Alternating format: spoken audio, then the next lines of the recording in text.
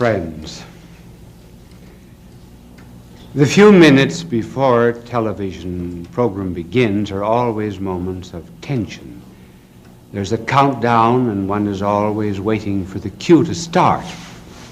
It reminds me of a woman in an Arkansas town, a very small town.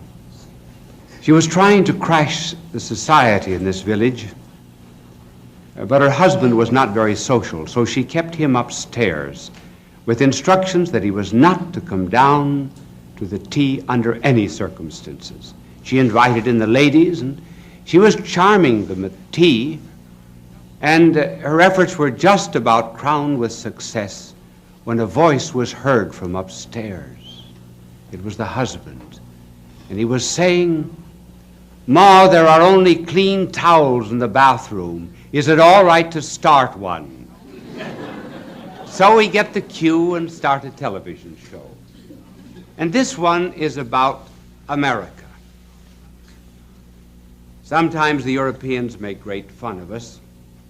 This really and truly happened to a friend of mine who was studying in Switzerland. And it seems this American had gone over for his first visit to Europe. And my friend in Switzerland, who was an American, said, "Well, how do you like Europe?" "Oh," he said, "I don't like anything about it." He said, "They're not up to date. They do not have the latest gadgets. The television not in the hotel rooms." And then he said, "Buildings are old." He said, "There are churches here that are over 1,000 years old." And then dirty. "I don't find anything beautiful here." My American friend said, "Well, don't you think Switzerland is beautiful?" He said, "Take away the scenery, and what have you got left?"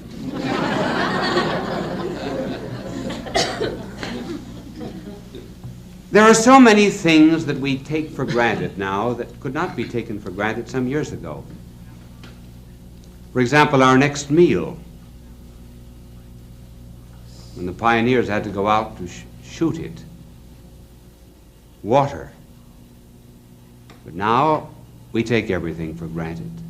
Light, heat, transportation, television, trains and planes. We take our friends for granted.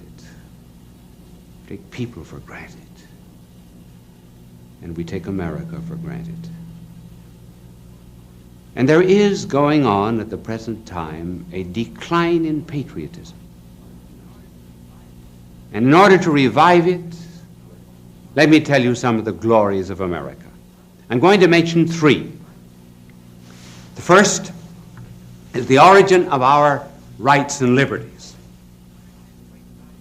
Secondly, the great value that we put upon the human person. And then thirdly, what America's done for the world. First of all, the source of our rights and liberties.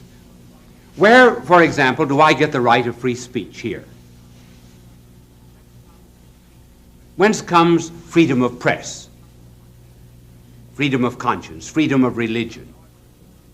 There's an audience here in this studio. They are an assembly.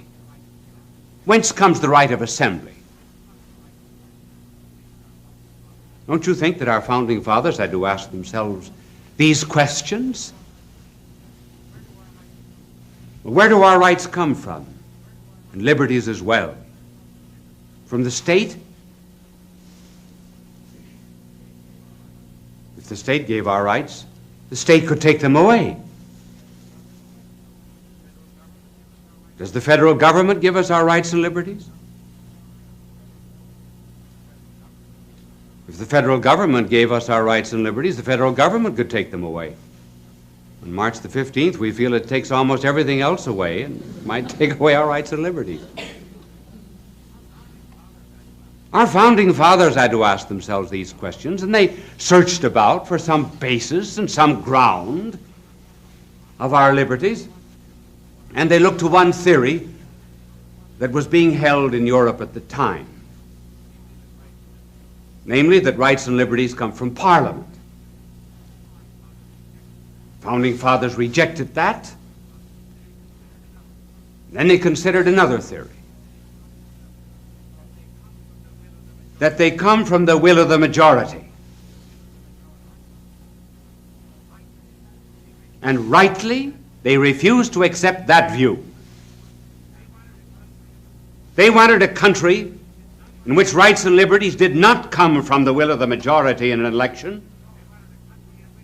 They wanted a country in which the majority would be the custodian of minority rights.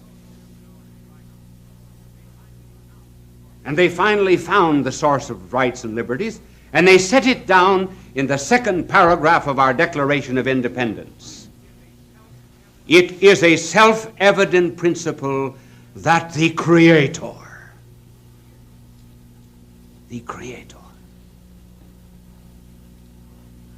has endowed man with certain unalienable rights,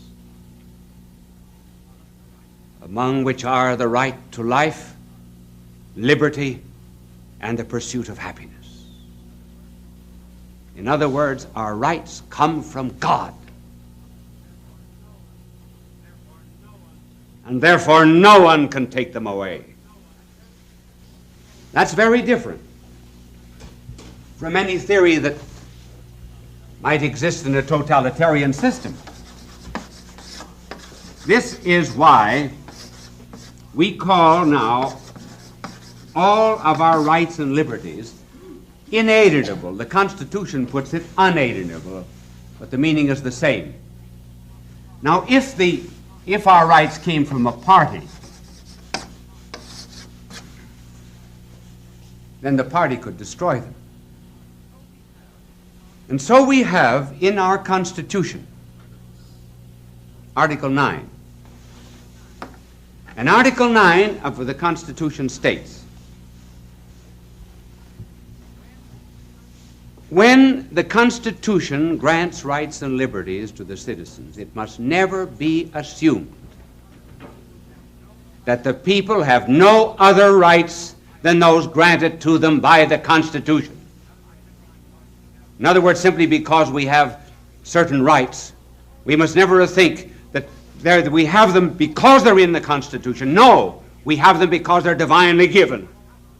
And we do not have to wait for all of our rights and liberties in the enumeration by a Bill of Rights or the Constitution. See our country as theological foundations. In other words, our Declaration of Independence is a declaration of dependence. We are independent because we are dependent on God. If we wish to keep our rights and liberties, or rather our trees, we have to keep our forest. If we wish to keep our light and heat, we must keep our sun. If we wish to keep our perfumes, we must keep our flowers. If we wish to keep our rights and liberties, we must also keep our God. Piety and patriotism go together. That's the first glory of being an American. And then there's another. And this second glory has to do with the value that our government puts upon the human person. Have you ever noticed how our Constitution begins? It begins, you see, no matter what I talk about, my angel cleans my board for me. Even though it's on the Constitution, he still works faithfully. Now here is the way our Constitution begins. We, the people,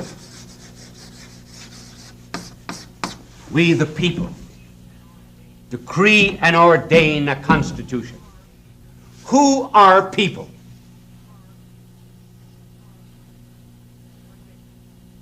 What makes people? Persons make people. What is a person? Person is someone who answers the question, who is it? A person is one who has rights and liberties, even though he is not useful, like a baby or a sick person. But above all, a person is one who cannot be replaced. Like your mother, father, wife, husband, so forth. And a person is one who is self-determined. In other words, a person is one who has a right to go in and look at 20 pair of shoes in a shoe store and not buy a one. The determination comes from inside oneself, not from the outside.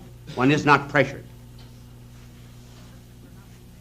Persons are not the same. Here I'm going to become technical for a moment. Persons are not the same as individuals. When you go to the store to buy oranges, you say, well, I don't like that orange. Put in another. But you can't say that about persons. A mother who has 5 children can't say, oh no, I don't like that one. Give me another one. She has it. So individuals are very often just things. Now, our Constitution states that we are made up of persons, and persons in community constitute people. This has great bearing in the politics of the world today. What's the contrast? Of what does communism speak? People? No.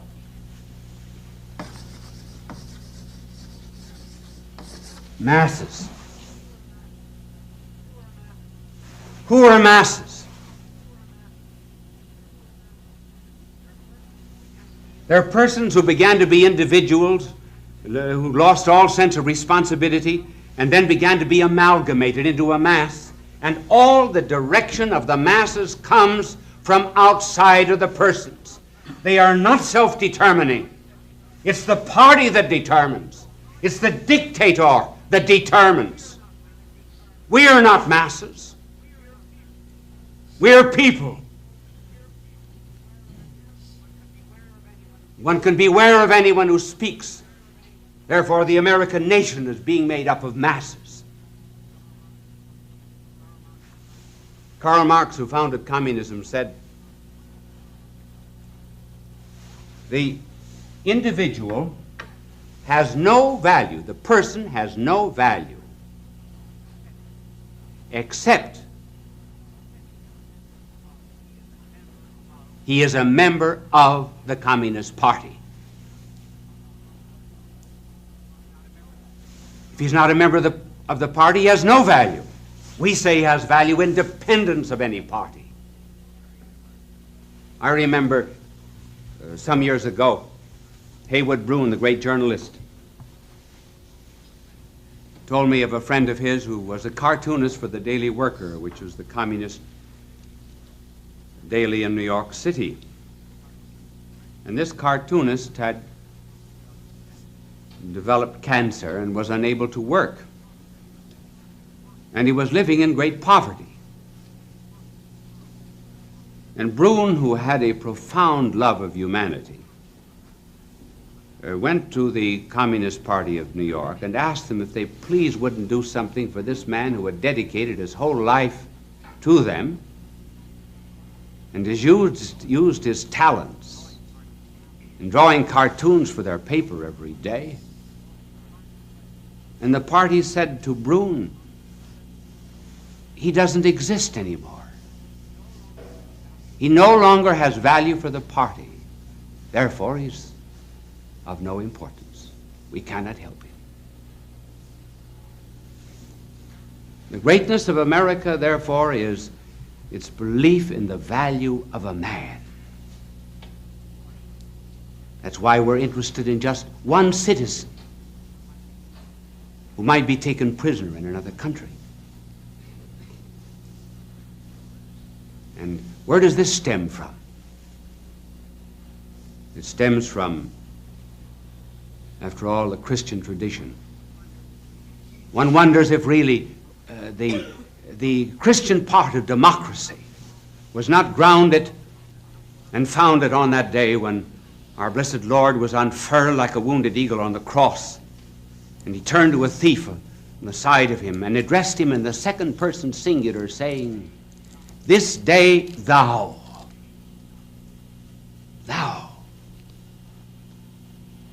shalt be with me in paradise." He called his sheep by name. Everyone had a value because he was a person and therefore bore the image and likeness of God. This is the second glory of being an American. And the third and final, though there are more, but we do not have time to develop them all, it's our relationship to the rest of the world. Look at what we have been to the world since our beginning. The very beginning of our national history was one in which the United States was a sanctuary to the persecuted peoples of the world. In other words, those who were suffering from any kind of intolerance could come to our shores. And that still is true. Just as there was a ring on the door of certain churches in the Middle Ages where a criminal was pursued by law could have recourse. If he touched that ring, he was immune from civil prosecution, threw himself upon the mercies of God and the church. And we've been that sanctuary to peoples of other lands. And then we became an arsenal.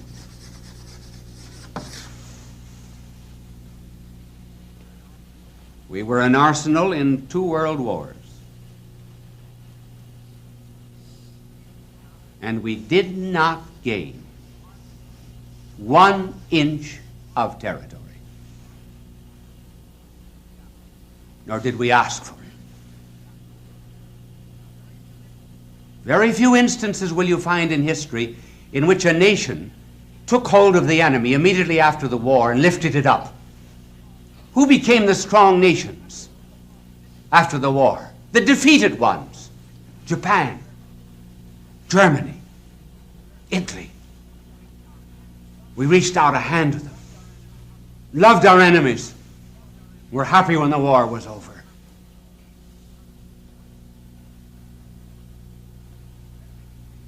Then we became, and this is what we are at the present moment, we are a pantry.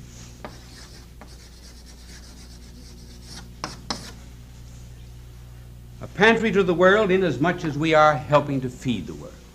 And I'm speaking not just of giving money, because that does not make many friends.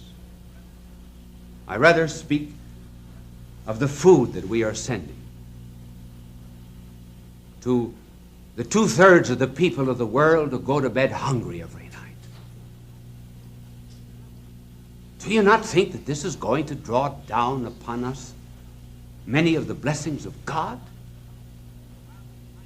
While we find complaints, there are always complaints in any human temporal society, nevertheless, I believe really and truly that we are destined under providence to be a secondary cause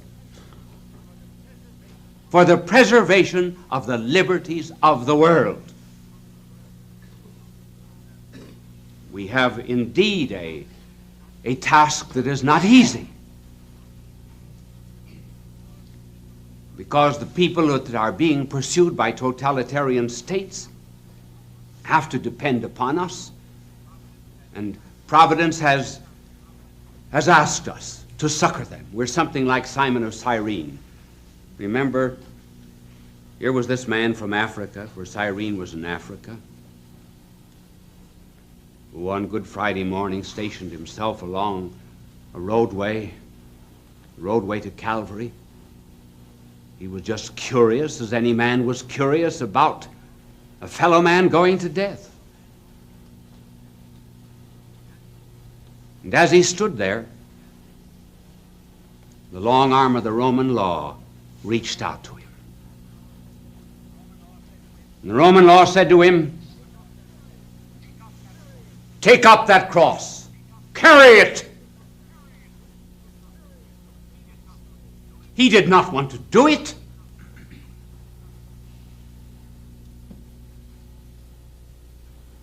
But he carried it. After a while, the burden became sweet and the yoke light. And so it is with America.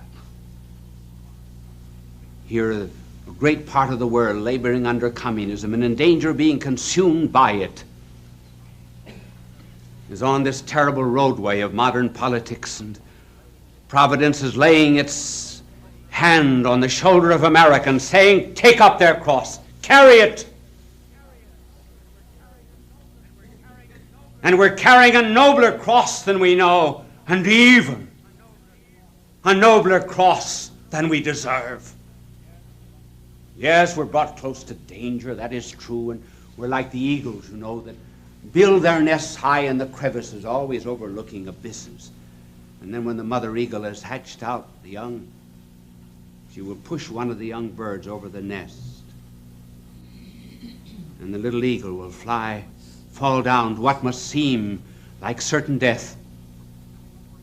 And just before it crashes in the rocks below, the mother eagle swoops down and gathers up its young on its giant pinions, flies into the air, and then out from under the bird, catches it again before it falls, repeats the process until the bird has learned to fly.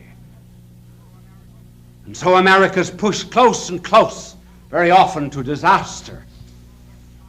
And yet Providence, somehow or other each time, is gathering us on its giant wings. As Moses said, as the eagle stirs among its young, so God stirs among the nations, and particularly our own. And that maybe is why we, in the profundity of our vocation, have chosen as our symbol not a serpent, not a lion seeking the one whom it would devour, but we've chosen as our national symbol an eagle, flying upwards and onwards to the source of all our rights and liberties, unto God. Bishop Sheen was a pioneer in Christian broadcasting. He produced thousands of radio shows and appeared on countless television programs. When he received television's Emmy Award, Bishop Sheen said, "Thank God for a good season." The Greeks used to speak of piety, and by piety they meant love of God, love of neighbor, and love of country. Be proud of your country, as Paul was proud, saying, "Cibus Romanus sum, I am a Roman, and so I am an American." Bye now, and God love you. Fulton J. Sheen is indeed a man for all seasons. He walked a paced beat, allowing us to glimpse his nature and ponder its worth and to enjoy its presence. Bishop Sheen authored over 90 books. He broadcast countless radio and television programs and ministered in many parts of the world to people of every belief. As he said many times, it is not a unity of religion we plead for, but a unity of religious people. We may not be able to meet in the same pew, but we can meet on our knees.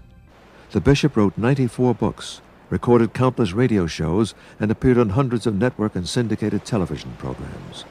His legacy is a treasure of joy that transcends time and helps us to believe that truly life is worth living.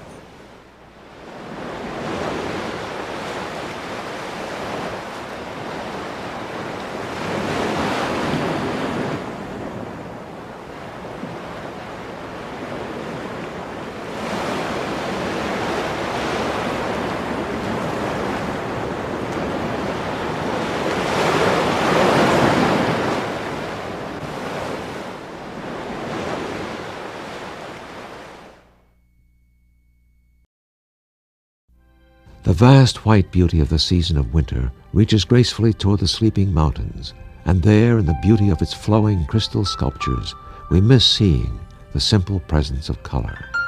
Even our warm, wild creatures know it's not easy finding green under a blanket of snow.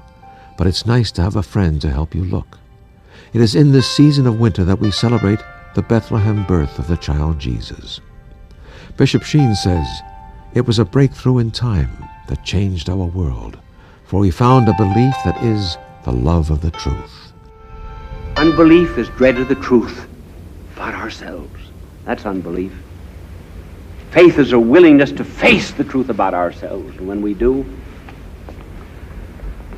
well, once that original dread is overcome and we admit the breakthrough, then we're changed. And then our mind is illumined, our will is strengthened, we have a great joy and happiness. She's lovely, isn't she? Beautiful. Hi there. I'm Cameron Mitchell, and I want to wish happy holidays to all of you. Christmas is our time of love and goodwill, a moment in the portrait of history when a bright silver star high in the night sky gave off a close and holy light, and the world in solemn stillness lay to hear the angels sing. Christmas is also a time of giving, and we've wrapped up a special present just for you, filled with hugs, kisses, joy, hope, and sunshine. It's a Christmas gift of love from a friend of yours, Fulton Sheen. He calls it Superman and Christmas, a unique comparison of fantasy and truth, a breakthrough in history, blessed by the birth of a child of grace, peace, and love. Friends, a mother told her little boy to go into the parlor and turn on television. He was distracting the mother. And he turned the dial, and he caught a picture of me on television. He ran out, said to his mother, "Ma, Superman." Well, here is Superman in a new costume with even a new title tonight, Superman and Christmas. What has Superman got to do with Christmas? You know what Superman does, Batman. And then these men, we have mother planets. Isn't it interesting how many of those we have in our world today who, first of all, seem to come from somewhere else, just as Superman does. And quickly he changes his costume. He goes into a telephone booth or a closet, just as an ordinary mortal, and he puts on the form and the habit of Superman. And then once he's broke through with this great power of his, then he begins to do wonders. He relieves us in our afflictions, helps damsels in distress, defends those who have been persecuted, lover of the poor and the socially disinherited. And this intensely pleases the American people. Why is it that programs of this kind are so popular? I think there's a subconscious reason, almost an unconscious one. First of all, we know that the help that we need is not just among us ordinary mortals and the affairs of daily life. If we are to have the inner strength that we need, it has to come from outside. We've never expressed this, perhaps in so many words, but we know the need of it. And Superman, Batman, and men from other worlds, they satisfy our needs, at least from the point of view of imagination. They give us what we lack. We know that of and by ourselves we are not enough. Just as the music that we love is the music we already have in our own hearts, so too the amusements that we like are the unconscious expressions of hidden desires. Superman is the desire for Christmas. It should not be hard for our generation to understand Christmas. Now, I'm going to show you how Superman and Christmas are somewhat alike. I really didn't need to use this blackboard tonight, but I'm going to use it just for this one illustration so my angel can clean it. It would be terrible to have a Christmas show and not use my angel.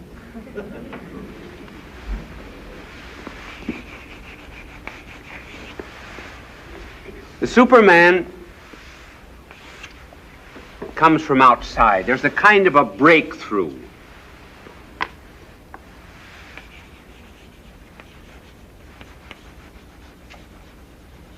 Is that clear?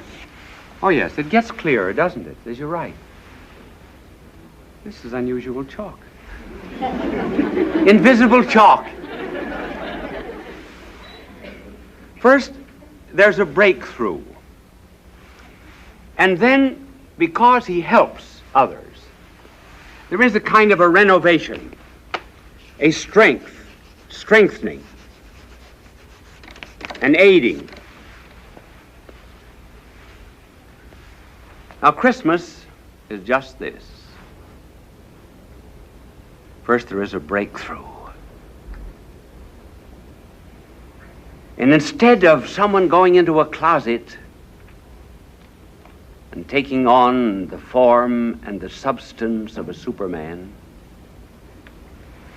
the breakthrough this time is the God coming down to earth, breaking through time, splitting it so much so that from that time on to this, it's BC and AD.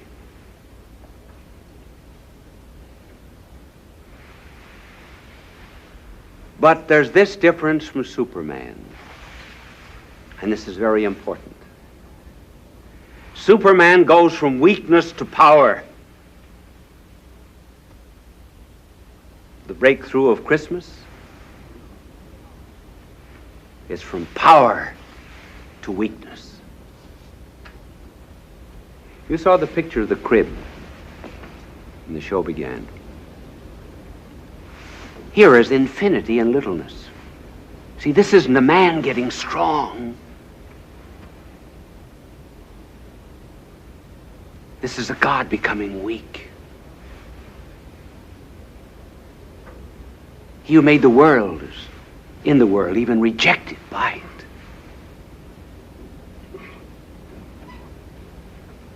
He who made the nest is nestled therein. The tiny little hands that are not quite long enough to reach the huge heads of the cattle are the hands that hold the reins, that steer the sun and moon and stars in their courses.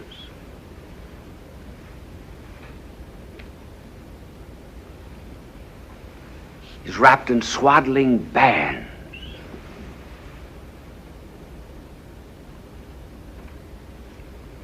Divinity, enclosed, wrapped, confined, cabin, cribbed,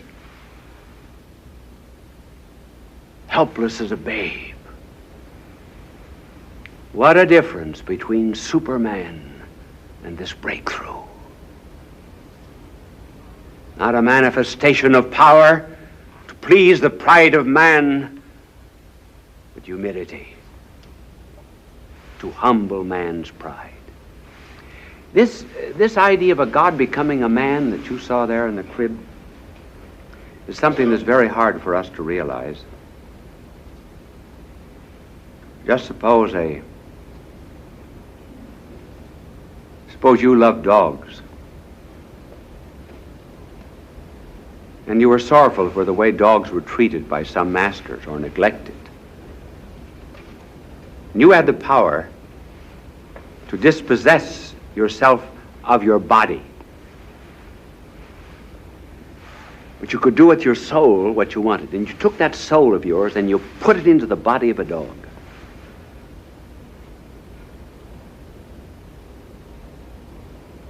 And when you did that, you would resolve, but rarely to exceed the limitations of that dog organism.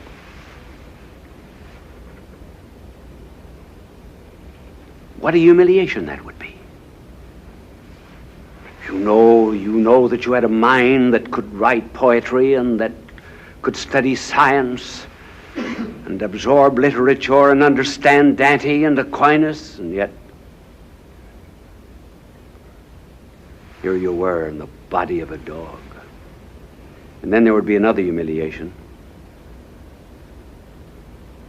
And that other humiliation would be because you went into the organism of a dog, you would have to associate with other dogs,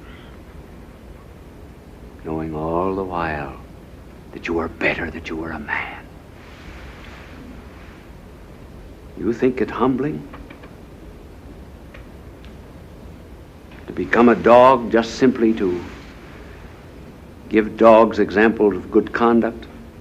Well, what do you think it is for this breakthrough? Not going into a closet, but going into a stable and a crib.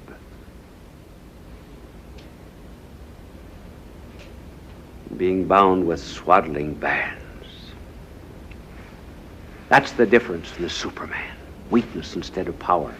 And then the other difference is that Superman, when he comes to this earth of ours to do his wonders, only touches the environment. He touches what is outside of man. In other words, I've never seen chalk like that before. Angel, where did you get it? You've got to wait for an effect. It's like telling a funny story. It just doesn't happen all at once. All the Superman does is to change circumstances on the outside. But he does not touch man on the inside. That's the difference. And when God becomes man, when we have Christmas, he leaves circumstances very much the way they are. He leaves Roman soldiers parading through the streets. The same problems. Pain and suffering and hunger and so forth. But he begins reforming the hearts of men. And once they are reformed, then if they live according to his way, then they'll do away with these boring things of indigence and suffering. So the God-man works in the heart of a man. It's very much as if, now I wonder if my angel will use an invisible eraser. Now, this internal operation of God when he comes to this earth may be likened to a plague. Suppose that there was something in the world today like the Black Death during the Middle Ages. Remember, that wiped out 1/3 of the population of Europe? And suppose a great scientist found a remedy for that plague. And he made the remedy available to the whole human race. There would be some who would come to be relieved. Others might not. Now that's just exactly what happened when God came to this earth. We're all willing to have our circumstances changed. We like to have more money. Maybe live in a different house. But do we want our thinking changed? Do we want our loves changed? And the God-man who came to this earth came for the remedy for moral and spiritual plagues, came to make us happy on the inside. Not everyone wants it. He came into his own, and his own received him not. Now this is Christmas in terms of the Superman. Now let me reduce it to a concrete case. The breakthrough, how he operates through what we call his grace. It means an illumination of the intellect and a strengthening of character.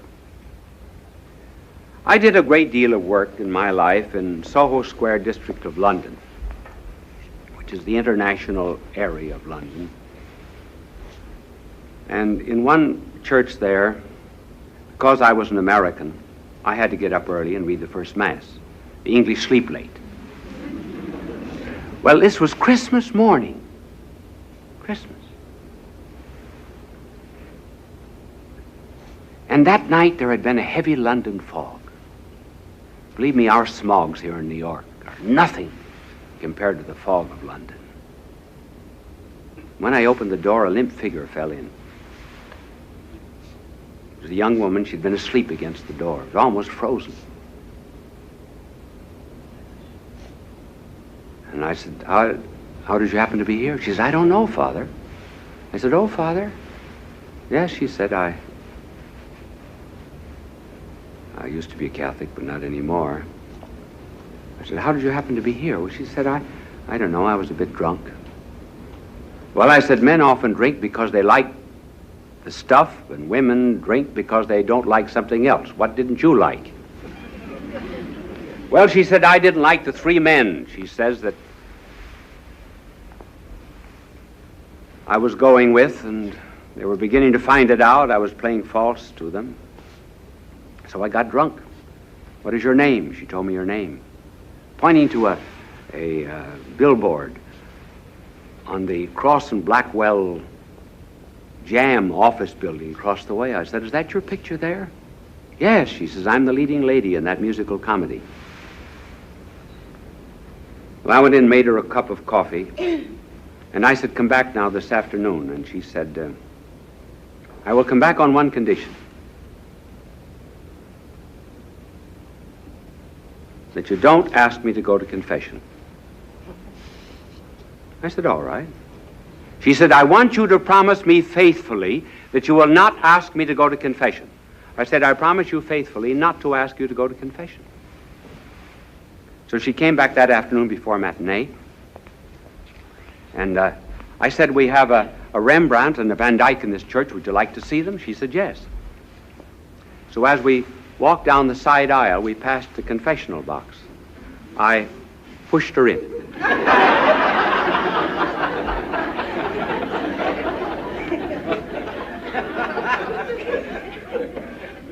I didn't ask her to go.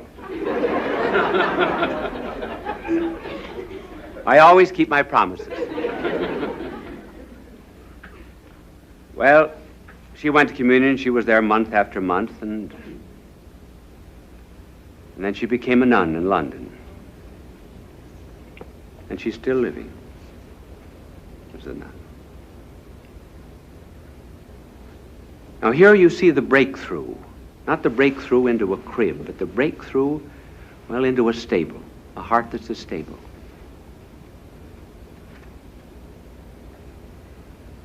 And then when the breakthrough happened, there was a change, a renovation of heart and character, so that she was no longer what she was before. It was not the outside that was changed, it was the inside. Now that's what Christmas is. Christmas is not just something that has happened, it's something that is happening. And some of us, we're afraid of it. It's very much like people go through life not knowing they have cancer. They're unhappy, they're sick, they're a bit miserable, but they don't know why. If a doctor tells them that they have cancer, then their whole attitude toward life changes. They may be able eventually to find a remedy. So people stay away from this babe of Christmas. They stay away from Christ. They're a bit afraid. Unbelief is dread of the truth about ourselves. That's unbelief. Faith is a willingness to face the truth about ourselves. And when we do, well, once that original dread is overcome and we admit the breakthrough, then we're changed. And then our mind is illumined, our will is strengthened, we have a great joy and happiness. So I say, therefore, it's hard for some people to accept Christmas. But I'm going to give you a tip, because I'm talking to everybody. I always do on television. If you do not want to start there, in that stable, with the full recognition of that breakthrough, I will tell you where to start.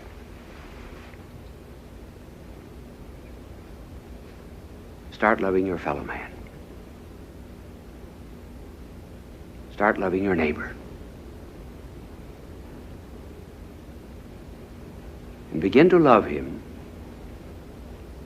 not just because of what he can do for you, or because of any pleasure anyone gives you,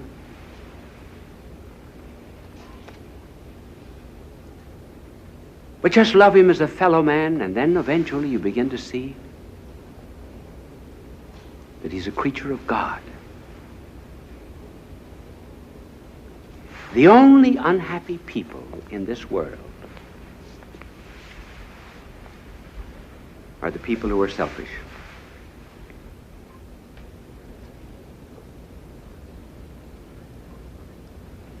And I have known in this world some people who just loved humanity.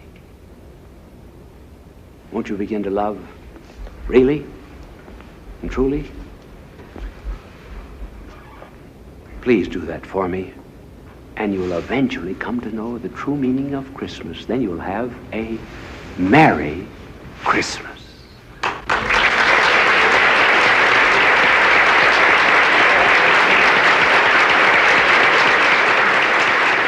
Happy Christmas, Bishop Sheen. Happy Christmas. In your presence, there is a benediction and a grace. In your memory, we have lit the candles of fellowship and hope, knowing that our experiences of unity in human relationships are more compelling than the concepts, fears, and prejudices which divide us. These tiny flames must burn in our hearts all year long. Happy Christmas, Bishop Sheen.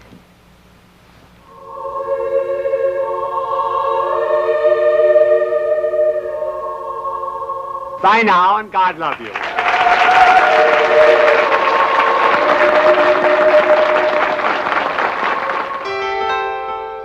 Fulton J. Sheen is indeed a man for all seasons. He walked a paced beat, allowing us to glimpse his nature and ponder its worth and to enjoy its presence. Bishop Sheen authored over 90 books. He broadcast countless radio and television programs and ministered in many parts of the world to people of every belief. As he said many times, it is not a unity of religion we plead for, but a unity of religious people. We may not be able to meet in the same pew, but we can meet on our knees. The bishop wrote 94 books, recorded countless radio shows, and appeared on hundreds of network and syndicated television programs. His legacy is a treasure of joy that transcends time and helps us to believe that truly life is worth living.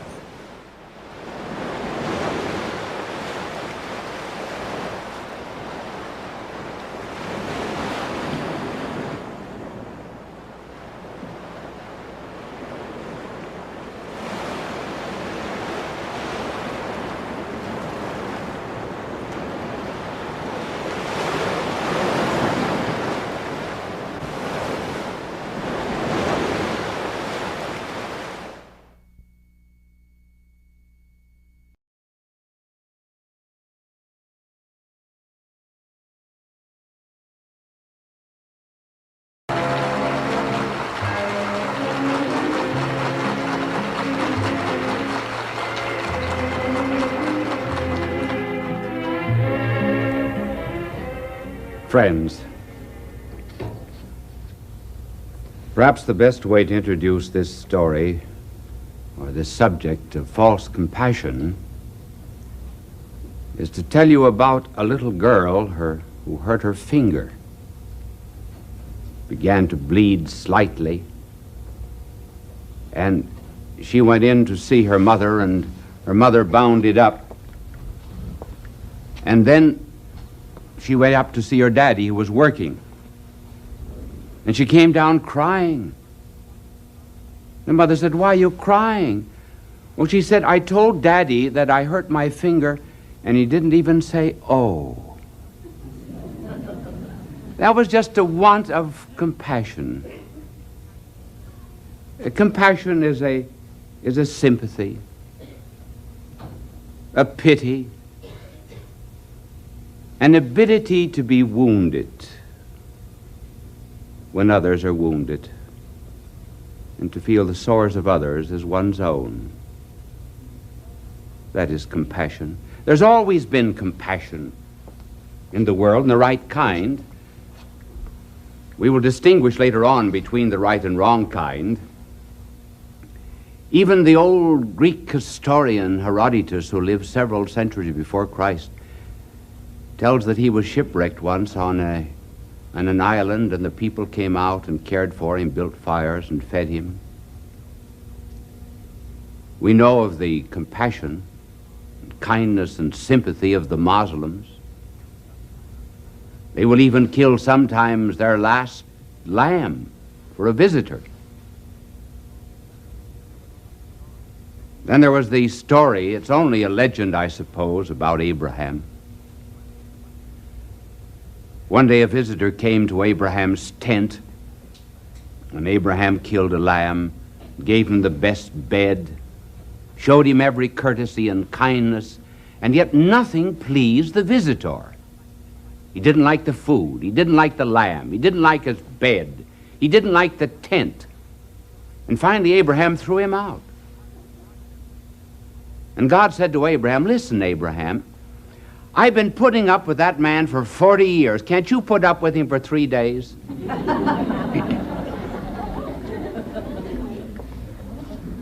Of course, the classic story of all compassion is the parable of the Good Samaritan. And it is interesting how that parable began and how it was occasioned. A very clever lawyer came to visit our blessed Lord and said, "What must I do to inherit eternal life?" Now the lawyer wanted an argument. Lawyers like arguments. And our blessed Lord, in answer to his question, asked a question. Sometimes it's well, not always to be put on the defensive with a question. Ask another. And so, when our blessed Lord was asked the question, he said, "Well, what do you read in the law?" And he quoted the law.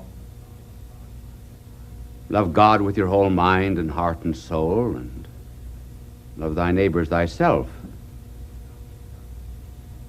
And our blessed Lord said to him, "Well, do this and you will live." Well, he didn't want that kind of an answer. And so he introduced a rather technical question. It seems practical, but he meant it to be technical. Namely, who is my neighbor? How do you define him? And then our blessed Lord told the story of a man who went down from Jerusalem to Jericho. And you do go down. As a matter of fact, the distance between the two places is about 2,400 feet. I mean the descent. And he was waylaid by robbers and beaten.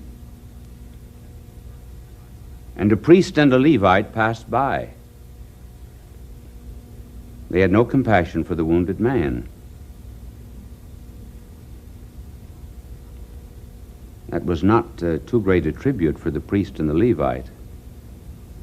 One explanation that is given is that they found the man already robbed. Maybe, who knows? It could happen. And then a man who was a stranger and an alien, namely the Good Samaritan, passed by and brought him to the inn and then offered to return and pay all expenses. And so our blessed Lord said, now, who's the neighbor? Well, the lawyer said it's the one who showed compassion. And our Lord said, that's right. Now, do this and you will live. So, there's always been a right kind of compassion, and it manifests itself in various ways. It can be physical, it can be financial, it can be moral. Financial compassion would be helping the poor. And this really happened to me the other day going to my office. Some tramp came up to him and he said, would you give me $31 for a cup of coffee? And I gave him $1, and then it suddenly dawned on me, $31. I said, why do you want $31? I said, a coffee, a breakfast will only cost you $1. Why do you want the 30? You know what he told me?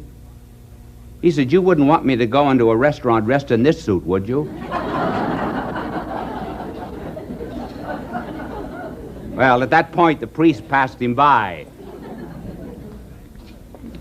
Then there's also a physical compassion, too. You probably have often seen the picture of a boy that's carrying another boy on his back, and someone said, isn't he too heavy? No. He said, he's my brother. Then there's moral compassion. Suppose a judge sentences a man to death and then says to the criminal, I will take the sentence. I will be hanged for you. Well, that in some way typifies the great moral compassion of God coming down to this earth and taking upon himself our sins and dying for us. Now, compassion always implies what? It always implies a moral order. Namely, a distinction between right and wrong. Between the man who was waylaid on the road and the robbers and the thieves who beat him up. And compassion also implies that there's a distinction between a man destroying himself through his own fault and being destroyed by others. That's true compassion. Now, what is false? And this is what we're in today. False compassion. False compassion, which is gradually growing in this country, is a pity that is shown not to the mugged, but to the mugger. Not to the family of the murdered, but to the murderer. Not to the woman who was raped, but to the rapist. Not to the poor girl who's given a shot of dope, but to the rich boy who happens to come from a fine family. There are some judges, some in some of our courts. There are some social workers, not all. There are sob sisters.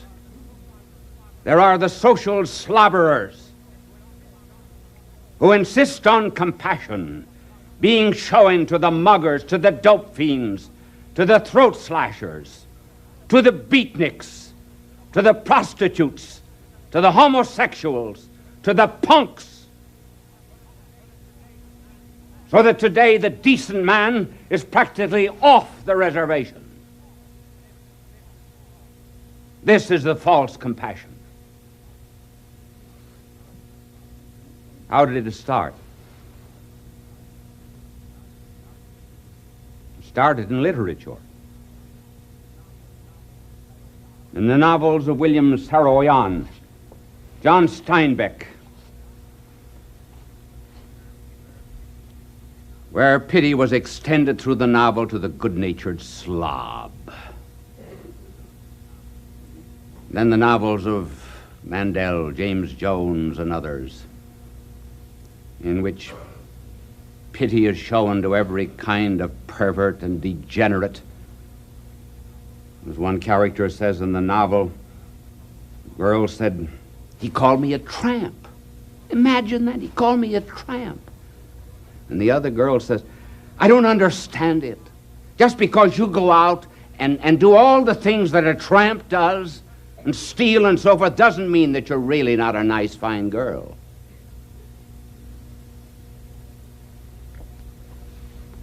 Now, with what result? With the result that crime is increasing, that clemency of a false kind is shown to criminals, and we have this crime picture in the United States.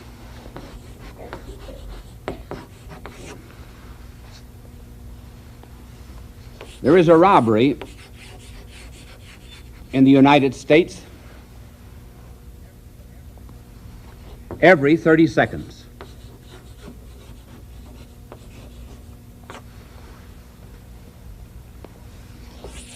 There is an auto stolen every minute.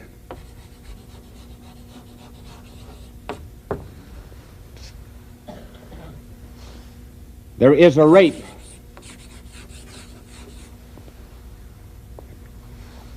every 3 minutes.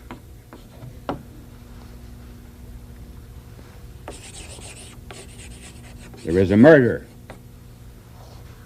in the United States every 60 minutes.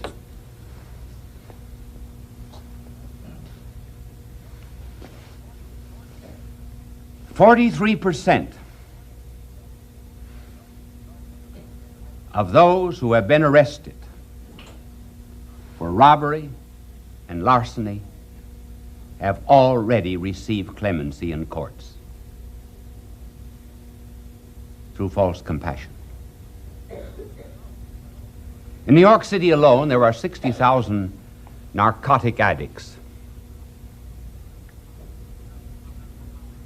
I do not know how many there are in the United States, but here's the national figure. Of all of those that are arrested for dope pushing, selling, taking narcotics,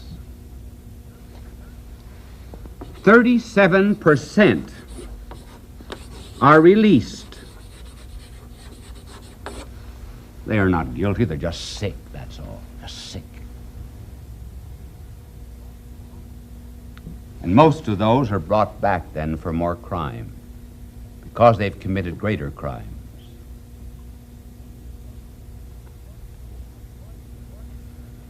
"40% of the property damage in the United States is committed by youths between the age of 10 and 17 years.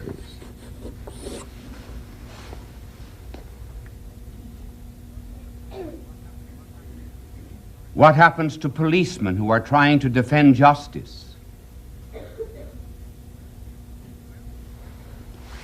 12 out of every 100 policemen in the United States are assaulted in the line of duty. Why assaulted? Is there respect for authority? Or is there pity for the dope pusher, for the thief, for the young mugger who murders an 80-year-old woman for 15 cents?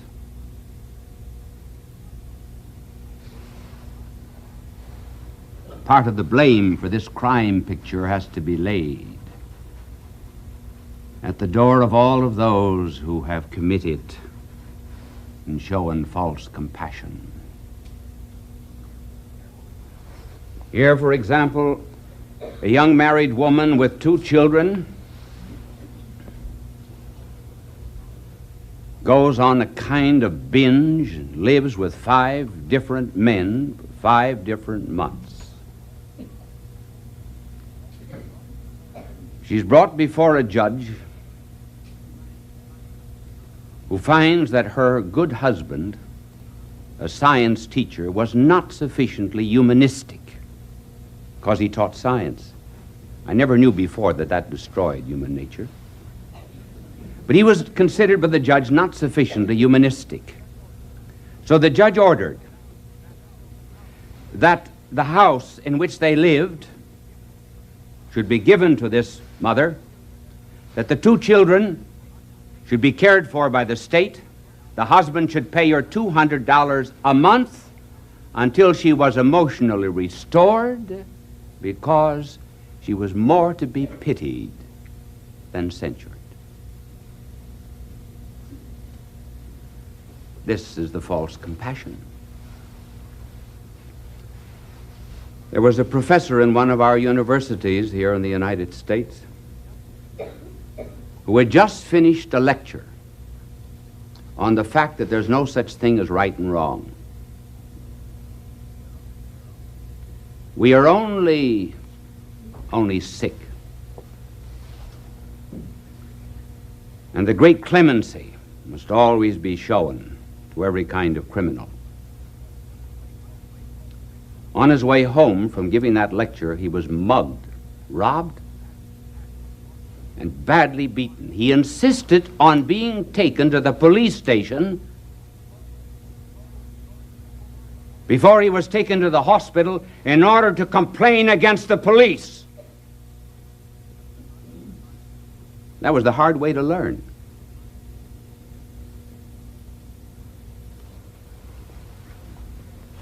But why this false compassion? Well, we say simply because we've broken down the standards of right and wrong. Reduced everything to a malady and a disease. That after all, if I say that the time, let us say, is 10 minutes to 8, and you say, no, it's 10 minutes to 12, well, all right, who's going to decide? You mean to say we got to have something outside of our clocks to decide what is the right time? Suppose you go into a store and say that a yard means 23 inches. Someone else says, no, it's 24. Another is 36. There's no standard outside of all of you. Who's going to decide what is right?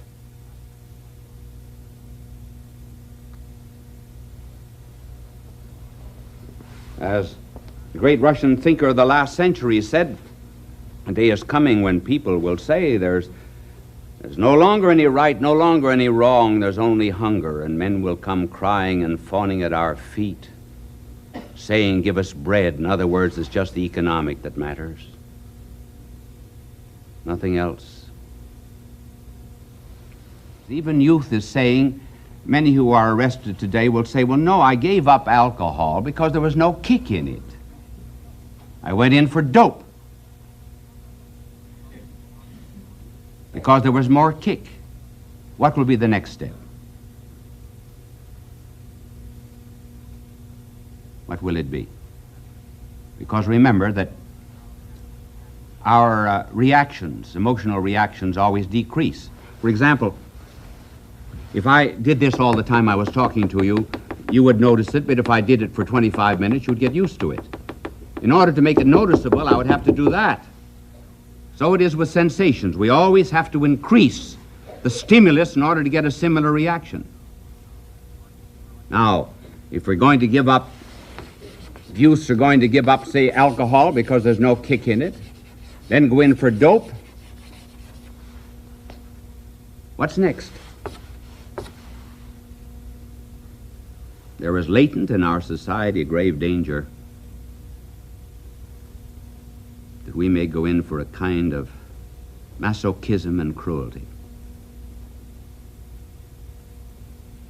In the distant future, there could be such a thing even as persecution of some social or religious class. But I think there will be a step before that. I think that we in America will revive bullfighting. And I think we'll get new kicks out of mugging bulls. That'll be the next step. What's to be done to stop this false compassion? Well, one thing that might be done is we might institute kind of conservation corps for the hardened youths and put them under a tough Marine sergeant, where they will be paid for learning a craft. And then afterwards, when they have been reformed through some kind of discipline and also through education, put out into industry. Another is by establishing throughout the country serious volunteer workers. That is to say, those who will take care of the youths who are brought into court, have an interest in them. This is already working out all over the world. It's worked out in Vienna, so much so that in Vienna, where they have houses, 24 boys living in each house, and a volunteer worker at the head of each house. One boy had reformed himself from alcoholism, and then when he was out, he went to his father, who was an alcoholic, and his father said to him, said to the volunteer worker who rejuvenated this delinquent, he said, "You've ruined my son. He's no longer an alcoholic." The volunteer workers who take this job seriously have had great success. In one state in our union, only 37 out of 379 cases failed to restore youth. And in another, in Vienna, 92% of the cases were successful. Simply because they were given a mission, a job, something to do. We have perhaps even ought to reform our child labor law. Young people are not allowed to work on account of the law. They're old enough to work. They're old enough to commit crime. They do not want to go to school. We assume in the United States that everybody must go to school. I mean, even go to college, so that college today is, instead of an intellectual privilege, it's becoming a kind of a social necessity. You have to go. But some of them are not made for books. Let them learn crafts. When, for example, there was a newspaper strike in one city, a number of boys who were delinquents began selling newspapers. It was a delivery strike, and they sold newspapers. Crime dropped. The time of the blackout in New York some time ago, the youths went out and directed traffic, proved themselves worthwhile. Why? They had a job, they had a mission. And this is what we have to do, to recognize responsibility. Give them a mission, a scope, a plan in life, and restore into our society true compassion, where we make a distinction between the sin and the sinner, as did the good Lord, where we will hate the sin, condemn it, and love the sinner. And with this compassion, we can hear once again the words, "Do this, and you will live."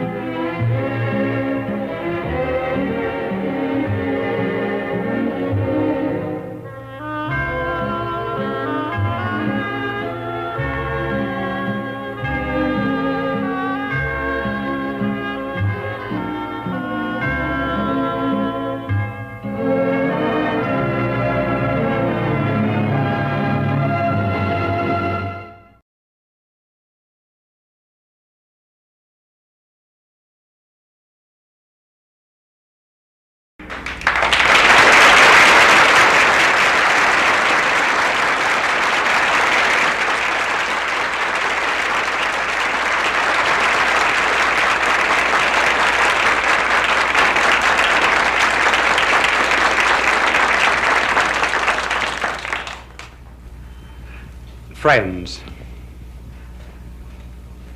I presume you noticed the elocutionary gymnastics of the announcer in projecting the particular subject of this evening. You know, it could have been a curse word. I heard of an Irish woman who went to Moscow apropos of the subject of hell, and she met a communist over there who helped her onto a tram. She was rather surprised, and she turned to him and she said, "May the good Lord find a nice, cool spot in hell for you."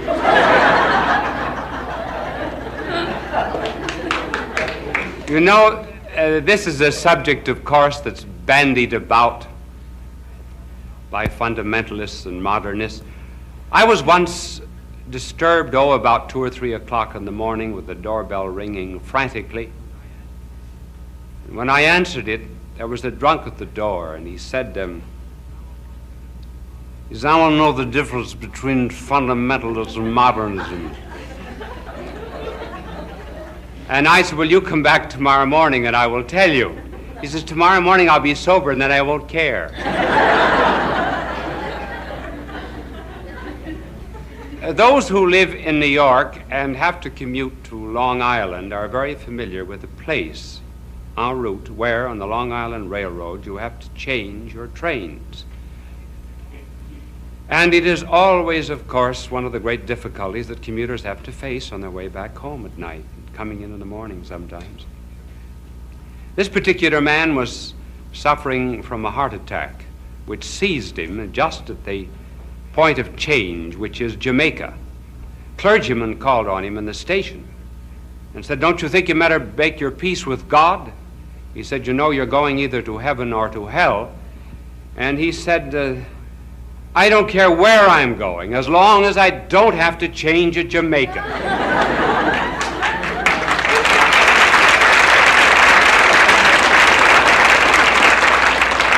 Well, we're not going to talk about the eternal hell, though there is one. We're going to talk about an entirely different kind of hell, which is the psychotic hell, or the neurotic hell. Now, the moral universe has, of course, I suppose, best been portrayed poetically by Dante. And the moral universe was one in which man is here in the center, and he's given a moment of time in which to say aye or nay to his eternal destiny. This is the choice of the moral universe. Now, in our times, hell has moved inward, inside of a man. Freud has done much to put man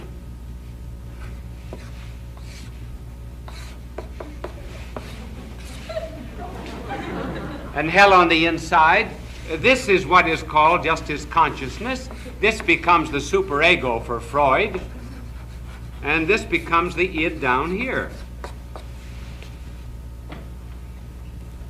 Now, the hell of which we're going to speak is that of not just the egotist, but of the egotist who becomes a neurotic. And we're going to do this first in terms of an incident that happened in the life of our Lord, and secondly in terms of modern psychiatry and psychology. And for our modern terms, we go to the gospel. We go to the young man in the land of the Gerasenes. This young man was possessed, and he reveals in the gospel story the first characteristic of the ego neurotic, namely conflict, contradiction. Man is at war with himself. Now, everyone, of course, is at war with himself, in the sense that he feels dual. We're made up of body and soul. But here, the conflict is much more intense. When our blessed Lord came to this young man, he said, "What is your name?" The young man said, "My name is Legion, for we are many." Notice the contradiction. Personality is the mark of is signified by a name. Now this man says, I do not have a personality. Mine is split. Mine is like the Roman legion. There are 6,000 men in the Roman legion. And so I say my and we and us and legion, in order to indicate that inside of me are perhaps 6,000 different impulses and passions and instincts, all craving for some kind of an assertion. And what this young man revealed as the conflict is also, isn't it nice, you know, for my angel to clean my board when I'm talking about hell?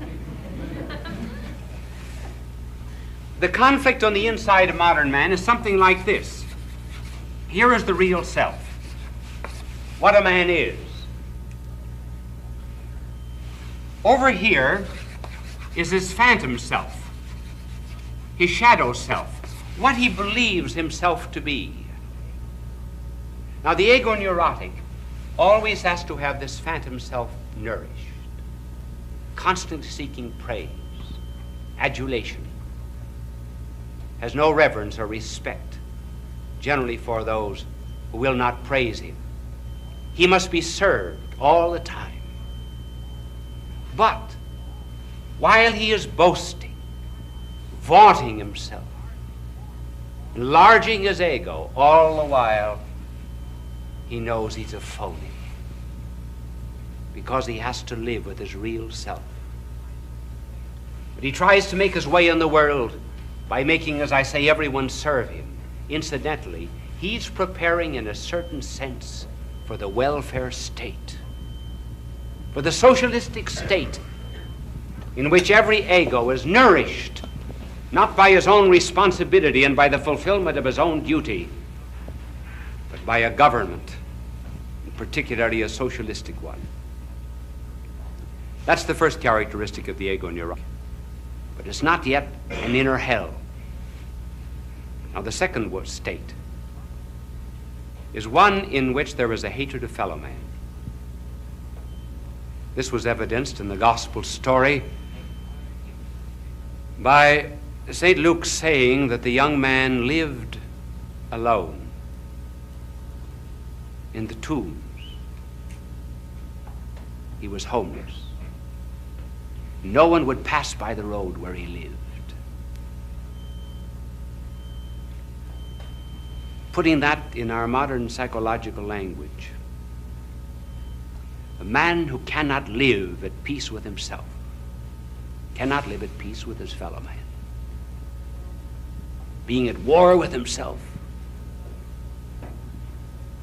he projects that inner conflict, that civil war, that earthquake. He projects to the outside. Dr. Viktor Frankl, one of the great Viennese psychiatrists who passed through Nazi and Soviet concentration camps, says that you could always tell the ego neurotic by the fact that he hoarded his cigarettes. When a man in a concentration camp began to keep the cigarettes for himself, he had lost his hold on life and his relationship to his fellow man. He said as long as the man was normal and he saw suffering around him, men going to death and men dying, he would share his cigarettes with others. But when he began hoarding, he was manifesting that antipathy to fellow man, which is the mark of that inner hell.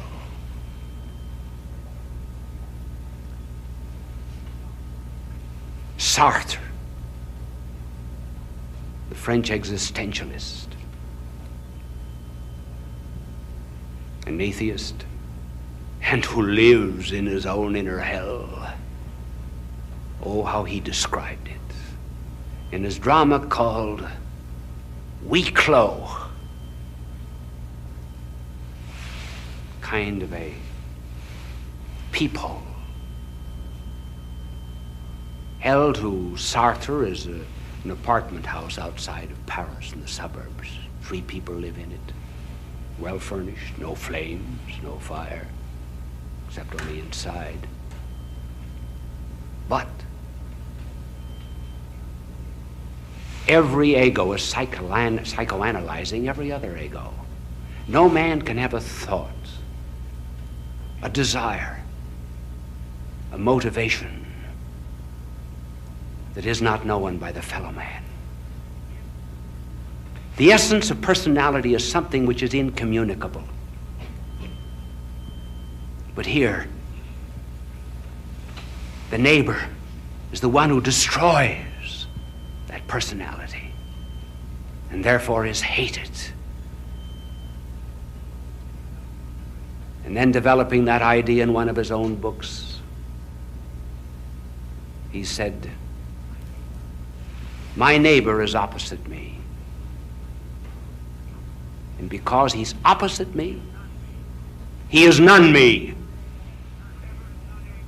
Whatever is non-ego is against my ego. Therefore, my neighbor is hell. That's Sartre. And that's the second mark of the ego neurotic. And the third mark is given in the gospel, was when the possessed young man said, or rather the evil spirit in him said to our Lord, why dost thou meddle with us, Jesus, Son of God? Art thou come to disturb us before our appointed time? Notice that he did not deny that Christ was the Son of God. The devil did not. He admitted it. But what is there? There's a hatred of God. God's a meddler to that kind of an ego neurotic. He's a disturber. And so the ego neurotic in modern psychological language has a terrific hatred and contempt for religion. And it is not so much that he knows there is no God, it is rather that he wills that there be no God. And sometimes that will becomes action. And when there's a corporate will that there be no God, and the action is corporate, then you have militant atheism. Then you have communism. And this is the hell there is in the ego neurotic. The fugitive. The fugitive from himself, the fugitive from his neighbor, the fugitive from God. T.S. Eliot said in one of his fine lines of poetry, in a land of fugitives, when everyone, he who goes in the opposite direction seems to be going the wrong way. When everyone is throwing themselves into an abyss, the one who runs from the abyss is called a fool. The fugitives who plunge themselves in. And our blessed Lord described this inner hell as a worm and a fire. The worm that dies not. The fire that is not extinguished. We say that even in our common language. When we run up against people of that kind, we do speak of the worm. We say, what's eating you? Or what's burning inside of you? This is not the end of hell, it's only the beginning. And of that fire, the poet W. Yeats has written, what flames in the night the resinous heart of man is fed. His conscience, real self, is burning inside of him. And Percy Bysshe Shelley, who certainly ought to know that kind of an inner hell, spoke of it again as the serpent, as our Lord did, and said, that undying serpent that calls her venomous brood to her nocturnal tasks. In other words, all the serpents come seems to devour the soul within. This is not the end of that kind of hell, but we are not to dilate too much on this kind of an ego neurotic, except merely to describe it in these poetic and psychological terms. More important still is how to get out of it.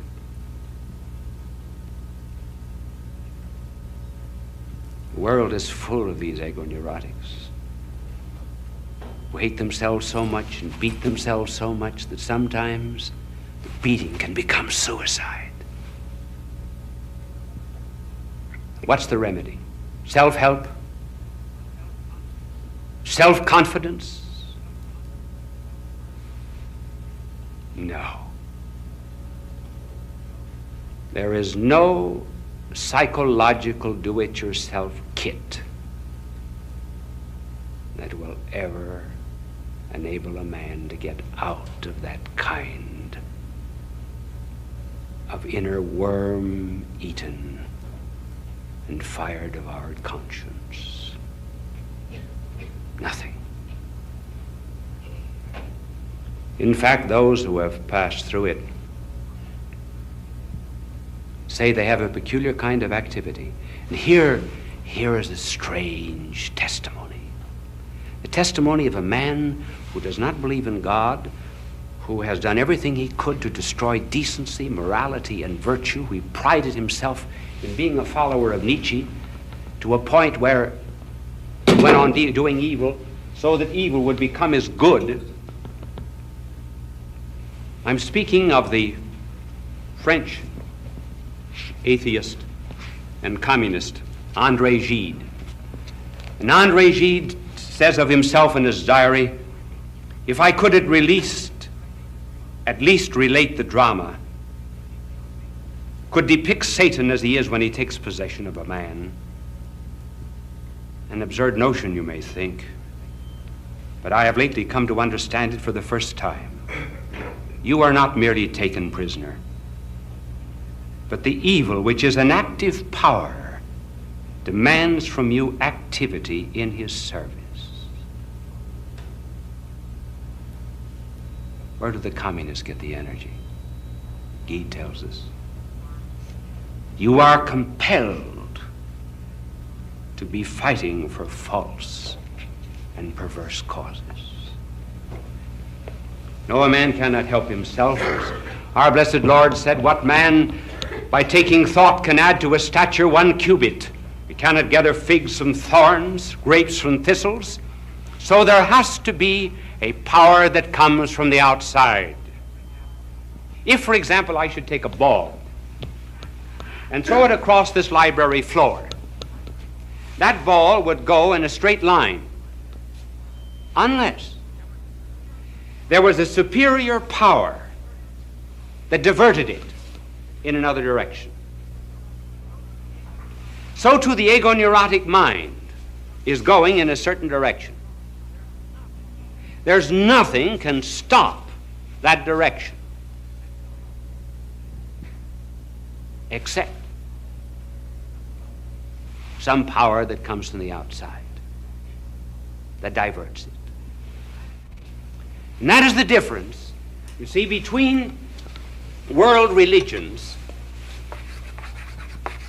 and Christianity. In all world religions and in just psychology alone, man attempts to go to God or to happiness by lifting himself by his own bootstraps, by meditation, by self-denial, by practice of the Eightfold Way. Whereas in Christianity, this is the process. God comes down to man. In other words, a beachhead is established from the outside in the heart of man who wants to get out of that inner hell.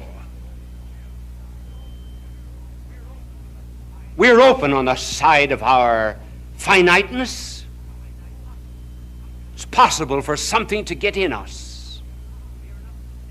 And we are not to think that simply because external circumstances surround us and even overwhelm us, we will all act necessarily the same way in virtue of those causes. That was the great mistake of Freud. Freud said, if you put 100 men or 1,000 men into a camp and starve them all, you will find at the end that every one of them will manifest exactly the same basic instincts. They will all go in the same direction. One man will not differ from another. That is not true.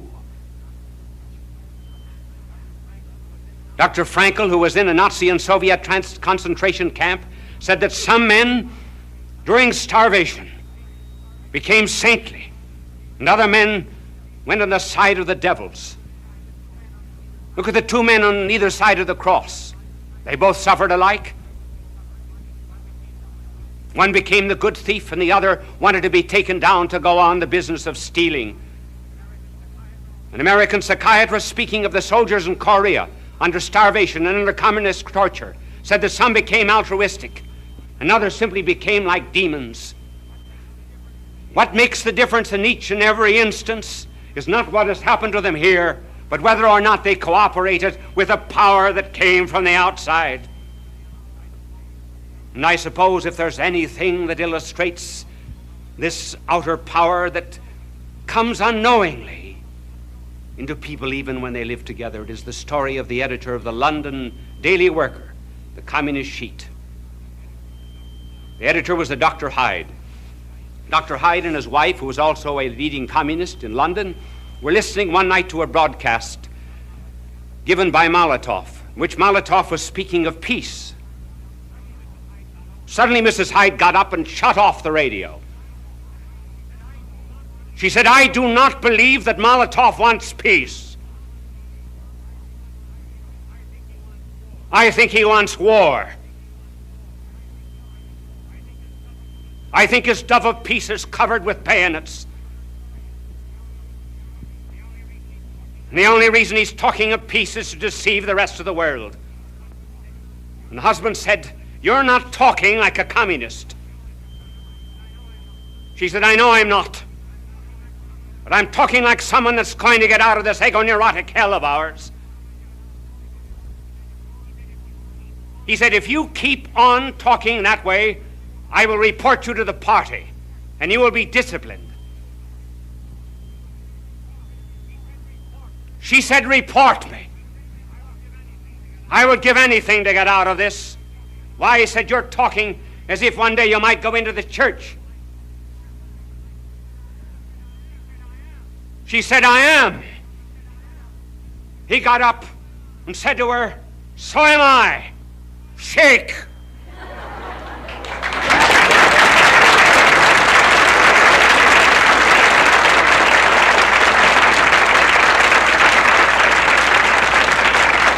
And what broke this neurotic hell except a power that came from above?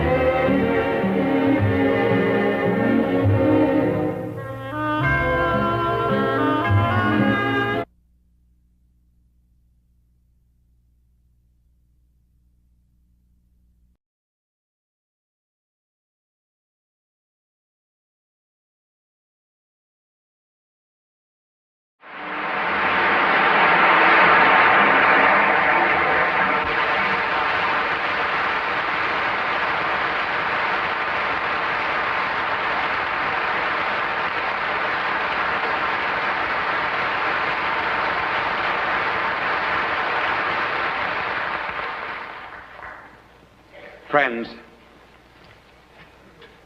one of the most curious reasons for ever listening to this program was given last week. One woman said to another, be sure to listen to Bishop Sheen. He's wonderful. You know, in order to get an audience, all he uses is a piece of chalk and a blackjack.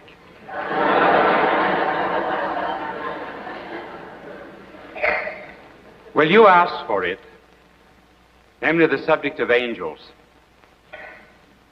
We received many requests for that particular subject. As you know, there are various names that are given to angels. Sometimes a pedestrian that jumped too late is called an angel. Every year is a leap year for the pedestrian.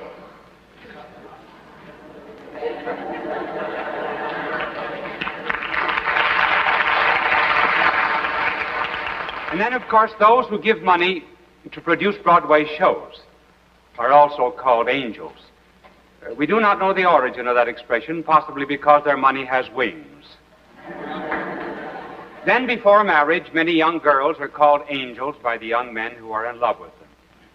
After marriage, they are called angels, too, because they're always harping on something.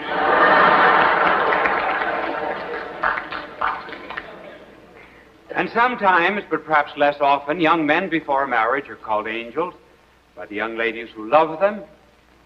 And then after marriage, well, one little girl said to her mother, Mommy, she said, I've never seen an angel with a beard or a mustache. Do men ever go to heaven? And the mother said, yes, child, but they get in by the close shave.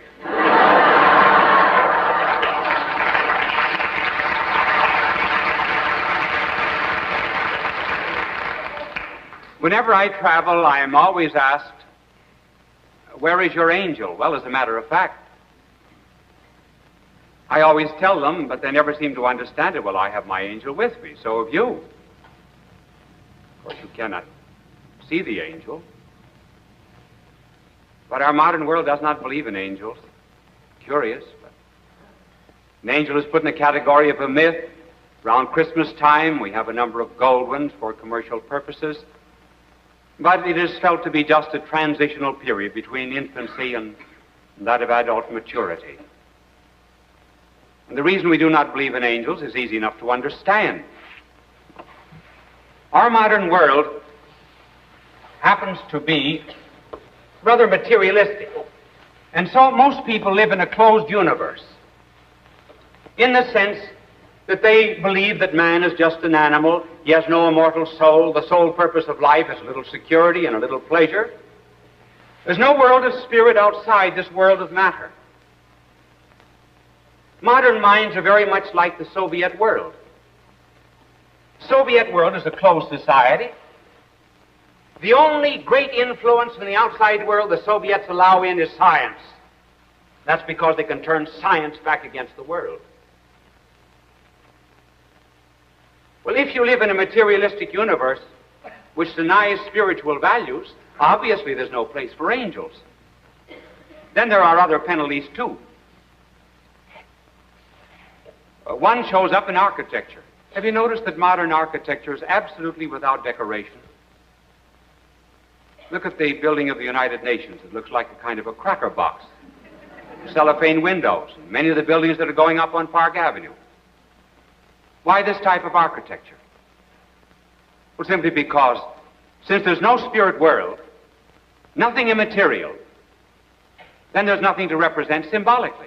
When people had faith and when they believed in a world beyond this, then matter was used to symbolize the spirit, such as gargoyles and cathedral, phoenixes and the like. And when we settle down to the dull, drab existence of a material universe, decoration passed out. We also see this effect of materialism on the relationships of person with person. How little courtesy there is in the world today. There used to be courtesy and politeness simply because we believe that every other person bore within himself a divine image. Hence we treated that person with respect. Today, little courtesy anywhere. The other day, I got up on a subway and gave my seat to a woman who was holding onto a strap. She was rather surprised. And she said to me, Why did you do that? Well, I looked at her and I saw that she was absolutely incapable of understanding a spiritual reason, and I said to her, well, madam, I tell you, ever since I was a little boy, I've had an infinite respect for a woman with a strap in her hand.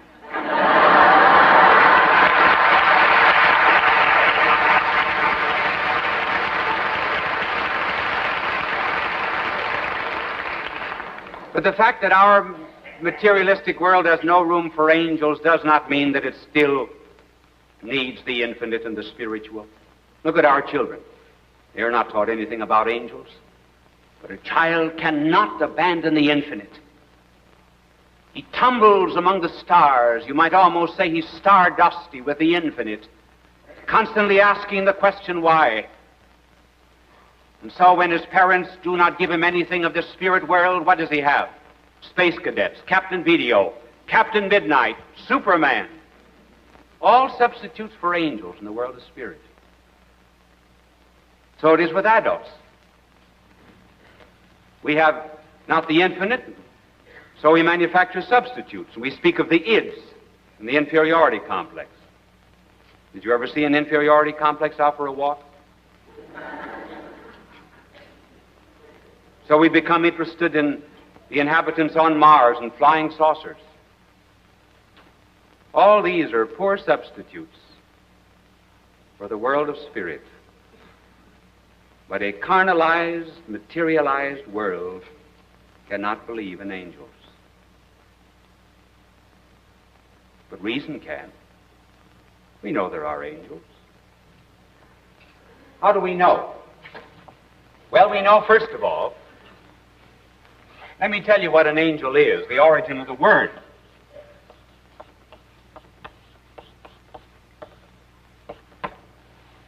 Angelos means messenger. An angel was understood to be a creature far below God and yet far above man, purely spiritual, without a body, but possessed of an intellect and will. Jews believed in angels. As a matter of fact, they believed that St. Michael the Archangel was the protector of Israel. Muslims believe in angels. Christians believe in angels. And pagans believe in angels. Reason demands angels. Seneca speaks of angels. So does Virgil. So does Plutarch. Epictetus said that every man is a guardian angel. Plato and Aristotle said that God used the angels for the government of the world. And the reason pagans believed in angels was something like this. An angel to a pagan was necessary because of the hierarchy of the universe. First they said, here is the world of matter. Then above that is the world of life. Above that is the world of sentiency belonging to animals. Above that is the world of intellect and will in man with a body. Therefore they said there ought to be some creatures above, possessed of an intellect and a will, but without a body and below God. And hence they peopled their world with angels. An angel is very smart, much smarter than man. He knows more science than Einstein, knows more baseball than Leo DeRocher, knows more jokes than Bob Hope, and knows a million times better than I do how to give a good television show. When an angel has an idea, take, for example, the idea of man, the angel knows every individual man in the world in virtue of that universal idea. We do not. We just know humanity in general. I know that girls would like to have ideas like that, so if they had a general idea of a man, they would know every single man in the world. That belongs only to angels. But then, of course, an angel does not know everything. There are certain limitations. An angel does not know future contingent events. An angel does not know the mysteries of grace, unless God reveals those. And thirdly, an angel does not know the secrets of the heart and the motivations of the will. Only the psychiatrist knows those. Then an angel has no body.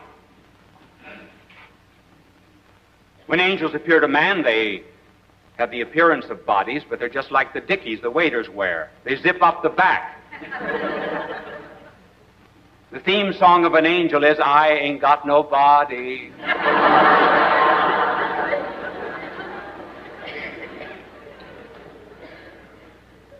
And therefore an angel never has anything that gets loose, which is a great convenience. Now, not all angels are good. There's some angels that are bad. And I'm going to guess, if my little angel doesn't change this board in a minute, I'm going to give him a square halo because he'd be a blockhead.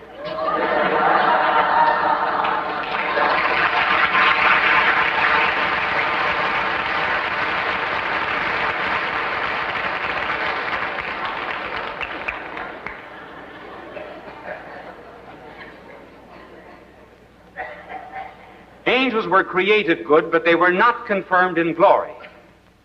There is a law running through the universe that no one shall be crowned unless he has struggled. And hence man is put on this earth to say aye or nay to his eternal destiny. And the angels themselves had to pass the test. What that test was, we do not know for sure. We can only guess. And one of the beautiful guesses is this. It is presumed that God revealed to the angels the fact that man would sin through an abuse of freedom, and that God would redeem man in the person of Christ. And when the angels looked forward to God in the form of man, they rebelled. They said that God should not lose such dignity as to descend to lowly human nature, that he should become an angel if he would humiliate himself. And they refused to adore God who would become man. So some of them were lost. And when an angel is lost, there's no change of mind. An angel can't change his mind. Now, no wisecracks about women. You say the reason a woman's mind is cleaner than a man's is because she changes it more often.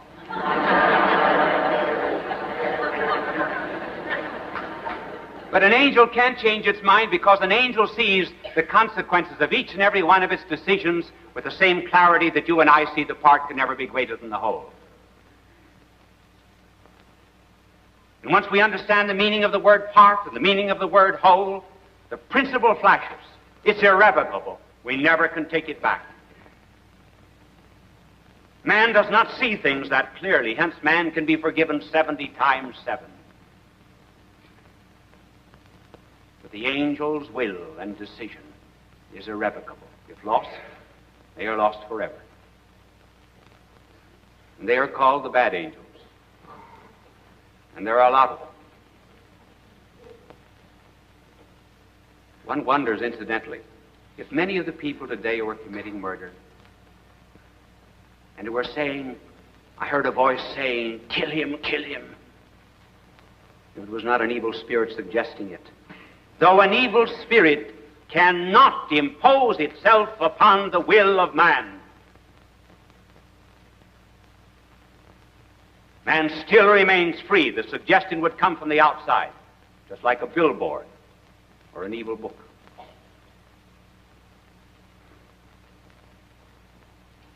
Now, what is the function of angels? Well, we'll not have time to tell the functions of all the angels, some that glorify God, others that are used in the government of the universe, but we'll mention 2 that concern man. One function of the angel is illumination, and the other function is that of being a guardian. First of all, illumination. An angel can illumine our mind in the way of truth and also infuse good ideals. We should not be surprised at that.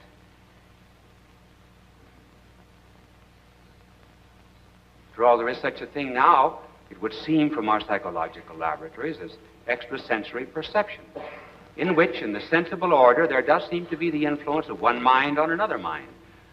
Nothing material passing between the minds. A professor illumines the mind of his students unless he isn't a good professor. Some professors are not good. They're just textbooks wired for sound. But a really good professor does illumine his students. And then, too, how very often, for example, there will be communication of person with person in a room, and no one else seems to be conscious except those two persons. Didn't Pinza popularize that idea? Across a crowded room.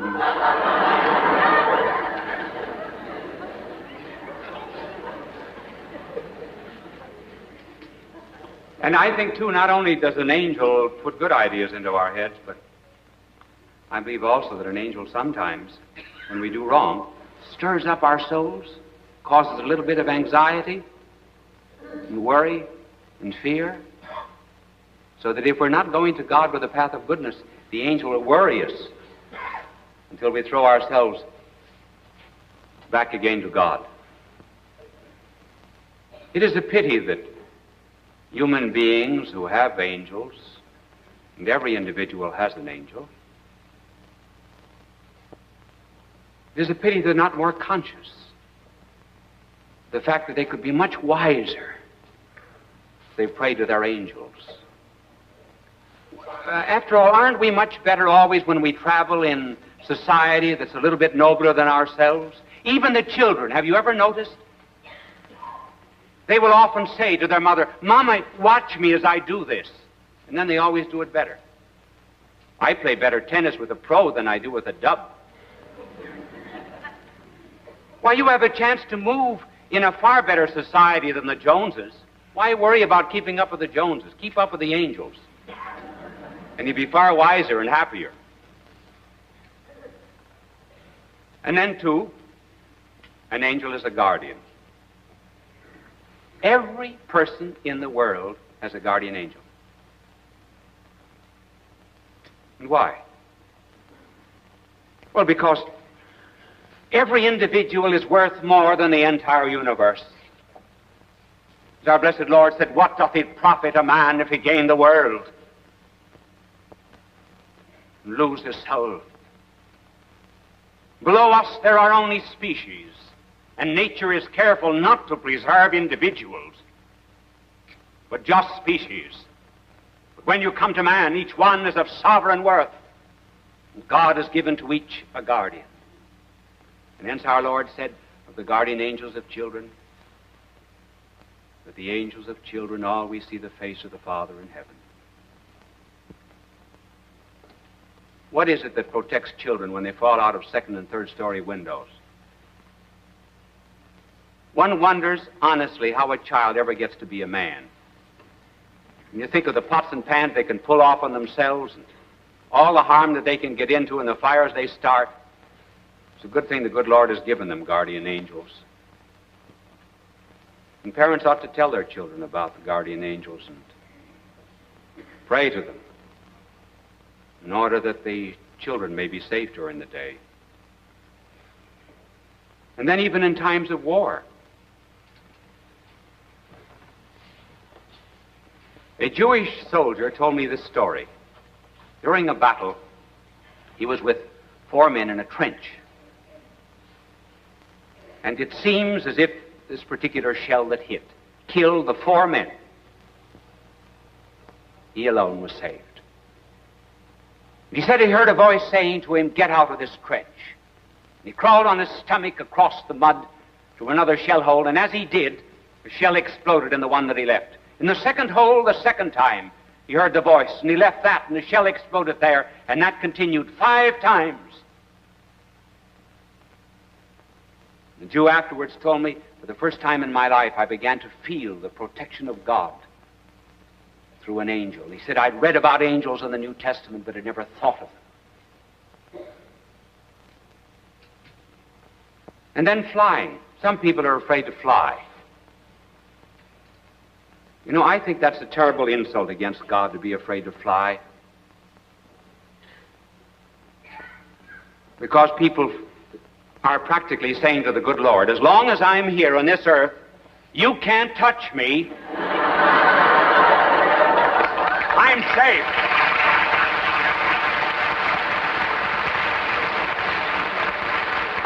So they are saying to the good Lord, you are a coward. You may be lurking behind one of those white clouds, and you'll come out and stop the propeller and send me down to the earth. Every day of my life, I always say a prayer to St. Raphael. He's mentioned in the Old Testament, as you know, as the one who traveled with Tobias. I pray every day to St. Raphael to guard me when I fly and when I travel. TWA, travel with angels.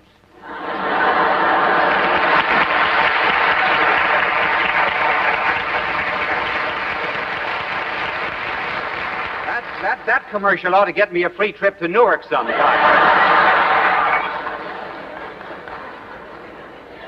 And the good Lord has turned the beautiful side of the clouds to himself, and it's really wonderful to get up above the clouds and glorify God. We might do it here on earth. And therefore may I say to you, the reason we do not think of angels is because we do not think of God. Just as soon as we begin to think of God, or rather cease thinking of ourselves as tiny little gods, then we'll begin to believe in spirits that are wiser than ourselves, can instruct and guard us. There may be a public library around the corner from you, but you do not use it, and therefore are not wise. There may be uranium in your backyard, but you do not use a Geiger counter, and you are not wealthy. There may be a Bible on your shelf, but you're not reading it, and therefore lacking spiritual inspiration. And there are angels near you to guide you and protect you, did you but invoke them. It is not later than we think. It is a bigger world than we think. Stir your soul, start a wing, and you will discover it to be the wing of an angel of God. Bye now, and God love you.